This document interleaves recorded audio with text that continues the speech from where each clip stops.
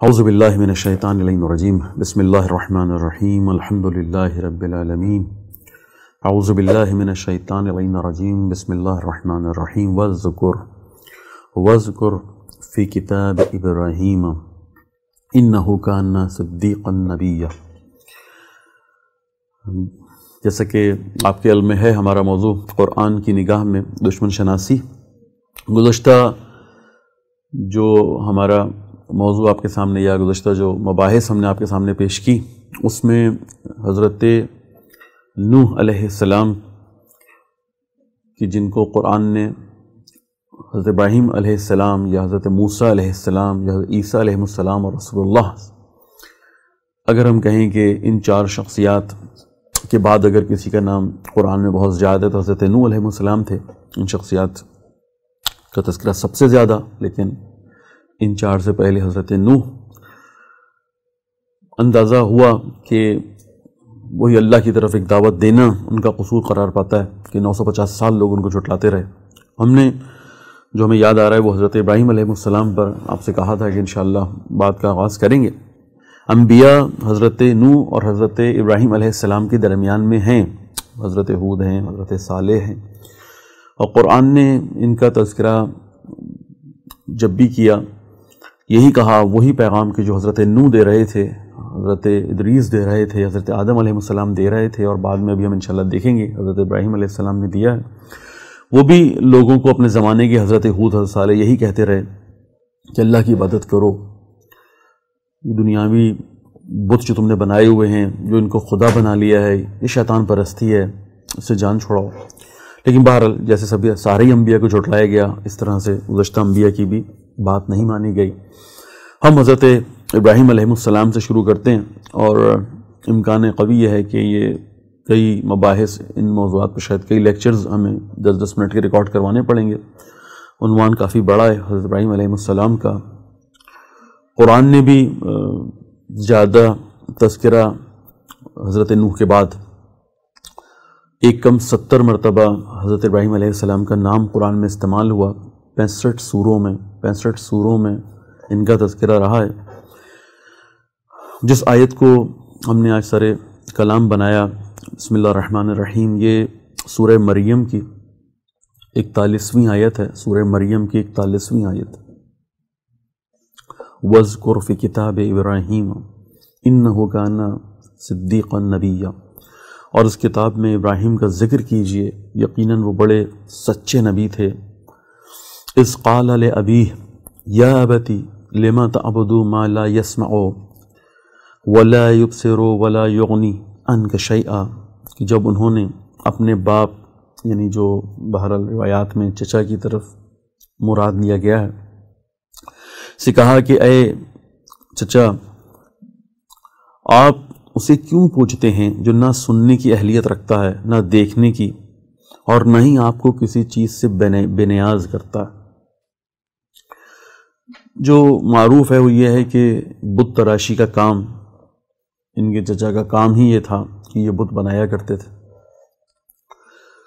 جو حضرت ابراہیم علیہ السلام یقینی طور پہ یہ کم عمری ہے، لیکن ان باتوں سے لگتا ہے کہ وہ مراحل گزر چکے، کہ جس میں کبھی سورج کو، کبھی چاند کو، کبھی ستاروں کو اپنا خدا کہا تھا، ان مراحل سے گزر کے، لیکن ابھی عمر زیادہ نہیں ہے، نبوت مل چکی ہے، اور اپنے چچا کو کہہ رہے ہیں کہ کیوں ان کی پرستش کرتے ہیں، اپنے ہاتھوں سے بنائے ہوئے خدا کی پرستش کرتے ہیں۔ اگلی آیت وہی سورہ مریم ہے، جس کی اب 43ویں آیت، یا ابتی انی قد جاءنی من العلم ما لم یتک واتبعنی اہدک صراطا سویا۔ اے ابا، یا اے والد، یا اے چچا، بتحقیق میرے پاس وہ علم آیا ہے جو آپ کے پاس نہیں آیا، بس آپ میری باتیں مانیں، میں آپ کو سیدھی راہ دکھاؤں گا۔ یا ابتی جو اہم مطلب ہے ہمارا وہ یہاں پر ہے۔ یا ابتی یہ وہی سورہ مریمی ہے، اور اس کی 44ویں آیت ہے، یا ابتی لا تعبد الشیطان ان الشیطان کان للرحمن عصیا۔ اے اب، شیطان کی پوجا نہ کریں، کیونکہ شیطان تو خدا رحمان کا نافرمان ہے۔ کیوں نہ کریں. یا ابتی اگلی آیت انی اخاف یمسک عذاب من الرحمن فتکون للشیطان ولیا. اے ابا یا اے والد یا بھائی چچا، مجھے خوف ہے کہ خدائے رحمان کا عذاب آپ کو گرفت میں لے لے. ایسا ہوا تو آپ شیطان کے دوست بن جائیں گے. کیا استفادہ ان آیات سے ہوتا ہے؟ ابراہیم علیہ السلام یقینی طور پہ تمام انبیاء کی طرح اپنے قریبی لوگوں کو بت پرستی سے روک رہے ہیں اور اللہ کی عبادت، اللہ کی بندگی کی طرف دعوت دے رہے ہیں. اور یہ جملہ یا بتی لا تعبد الشیطان، یعنی یہ بت پرستی جسے آپ فی الحال ہو سکتا ہے کہ اپنے ذہن میں رکھ رہے ہیں کہ یہ تو بت، یا اپنے زمانے میں کسی آدمی کی پرستش آپ کر رہے ہیں. قرآن کی آیات انہیں شیطان کی پرستش قرار دیتے ہیں. ہو سکتا ہے آپ کے زمانے میں آپ کے ذہن کے اندر ایک درجہ کم ہو کہ ہم ٹھیک ہے خدا کی پرستش نہیں کر رہے، لیکن ہم تو انسان کی پرستش کر رہے ہیں. نہیں، جو خدا کی پرستش نہیں کر رہا وہ کسی کی پرستش کر رہا ہو، وہ کسی بھی بت کی پرستش کر رہا ہو، وہ کسی انسان کی پرستش کر رہا ہو، دوسرے لفظوں میں جسے بھی وہ خدا کی جگہ پر قرار دے رہا ہے، قرآن بڑی صراحت کے ساتھ کہتا ہے کہ یہ شیطان. یا ابتی لا تعبد الشیطان ان الشیطان کان للرحمن عصیا، کہ یہ شیطان کی عبادت ہے. شیطان کے مختلف روپ ہیں، یہ شیطان کے مختلف رخ ہیں، یہ شیطان کے مختلف چہرے ہیں. آپ کو لگتا ہے کہ آپ اس وقت جو ہے وہ پرستش کسی بت کی کر رہے ہیں، آپ کو لگتا ہے کہ آپ پرستش جو ہے وہ کسی جس نے خود اپنے آپ کو خدا قرار دیا اس کی کر رہے ہیں، آپ کو لگتا ہے کہ آپ پرستش جو ہے وہ کسی مالدار آدمی کی کر رہے ہیں، کسی بھی بنیاد پر آپ کسی کے آگے جھک رہے ہیں. آپ یہ دلیل دیں کہ نہیں چلیں میں نے کوئی شیطان کی پرستش تو نہیں کی تھی، میں نے کسی بندے ہی کی پرستش کی تھی یا کسی بت کی پرستش کی تھی. نہیں، قرآن کہتا ہے کہ اللہ کے علاوہ جس کی پرستش بھی کریں یہ شیطان کی پرستش ہے، یہ شیطان کو پوجنا ہے، یہ شیطان کی بندگی میں چلے جانا ہے، یہ شیطان کی عبادت کرنا ہے. اگلی آیات بھی اور قرآن حضرت ابراہیم علیہ السلام کے موضوع پر بہت زیادہ بات کرتا ہے.